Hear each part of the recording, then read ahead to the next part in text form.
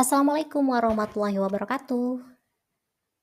Kita masuk lagi di materi analisis regresi dengan variabel dummy menggunakan SPSS. Nah, ini untuk teman-teman yang lagi praktik ekonometrika dan teman-teman yang lagi menulis tugas akhir dengan analisis datanya itu menggunakan analisis regresi dengan variabel dummy. Oke. Analisis regresi dengan variabel dummy ini digunakan untuk menangani data kategori dalam model regresi. Variabel dummy adalah variabel biner 0 atau 1 yang mewakili kategori berbeda dalam analisis. Nah, misalnya jika ingin menganalisis pengaruh jenis kelamin pria atau wanita terhadap pendapatan, ini bisa membuat variabel dummy-nya itu di mana 1 itu mewakili pria dan 0 itu mewakili wanita. Nah, ini memungkinkan untuk menilai efek kategori tersebut secara kuantitatif dalam model regresi. Jadi data kategori dalam hal ini pria wanita itu diubah dalam bentuk variabel biner 0 atau 1 ya. Sehingga dengan diubah seperti itu bisa dikerjakan menggunakan analisis regresi dengan variabel dummy. Nah, langsung ke contoh kasus ya. Di sini Eva adalah Smart Family Consultant di grup penjualan sahabat Erin Genki. Nah, ia ingin menganalisis bagaimana status mitra itu mempengaruhi komisi yang mereka terima. Nah, terdapat 2 status mitra, yaitu mitra baru dan mitra berpengalaman. Nah, Eva ini ingin mengetahui apakah mitra berpengalaman itu mendapatkan komisi yang lebih tinggi dibandingkan dengan mitra baru. Nah, di sini saya kasih keterangan bahwasanya variabel dependennya itu adalah komisi, sedangkan variabel independennya adalah status mitra dummy. Nah, langsung saja ya kita ke SPSS. Oke, langsung saja ya untuk analisis regresi dengan variabel dummy menggunakan SPSS. Seperti biasa kita tentukan dulu X-nya dan Y-nya, di mana X-nya ini adalah variabel independen. Dalam hal ini adalah status mitra dummy.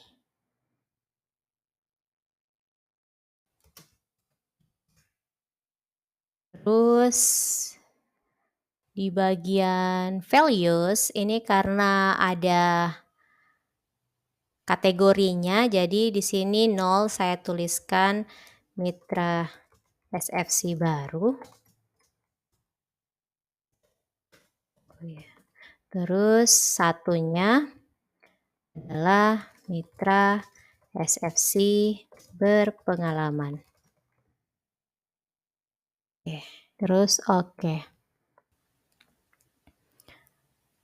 Desimalnya 0, ini 0.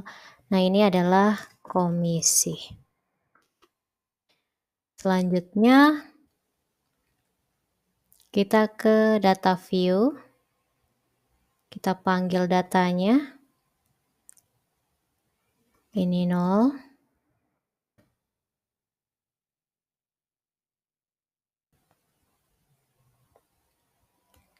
Ini 1.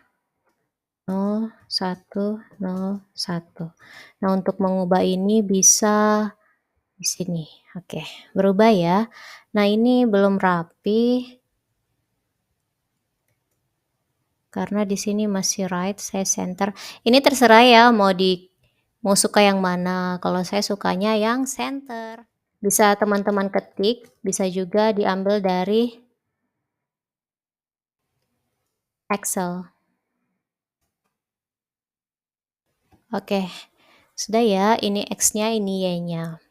Nah, selanjutnya sama seperti kita menganalisis regresi di SPSS, klik Analyze, kemudian pilih Regression, pilih Linear.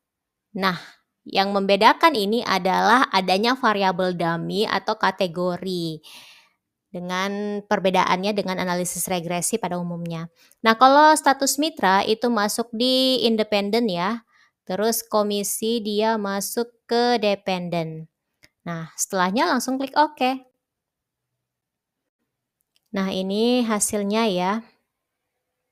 Ada variabel enter remove, terus model summary, ada ANOVA, dan ada koefisien. Nah, setelah didapat hasil outputnya, itu terlihat ada 4 output.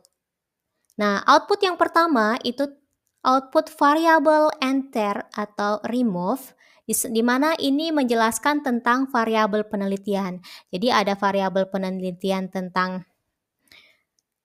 status mitra SFC dummy dan ada dependent variabelnya yaitu komisi. Jadi output yang pertama itu menjelaskan tentang variabel penelitian. Nah, selanjutnya di output yang kedua yaitu model summary. Ini diketahui nilai R-nya itu sebesar yang ini ya, 0,900 yang menunjukkan bahwa angka korelasinya ini sangat kuat antara komisi dengan status mitra SFC. Kenapa dikatakan sangat puas? Kembali lagi ke kriteria korelasi ya. Nah, dia 0,900 berarti korelasinya sangat kuat, yaitu sangat sempurna. Yang ini ya, sebelumnya kita sudah belajar tentang korelasi di semester kemarin. Selanjutnya, tabel yang ketiga itu di tabel ANOVA. Ini digunakan untuk melihat derajat kebebasan atau dalam hal ini DF pada saat mencari nilai T-tabel. Nah, di sini terlihat ya bahwa DF-nya itu totalnya ada 5. Nah, perhitungan DF sendiri dengan mencari T-tabel itu sudah dipelajari di semester kemarin. Nah, selanjutnya itu di tabel keempat ini, tabel koefisien. Nah, tabel koefisien inilah kita melihat apakah ada pengaruh atau tidak. Nah, di sini menunjukkan persamaan regresi dengan nilai signifikansi, yang ini ya, nilai signifikansi dan nilai dari T hitung itu sendiri. Nah, selanjut kita baca ya hasilnya.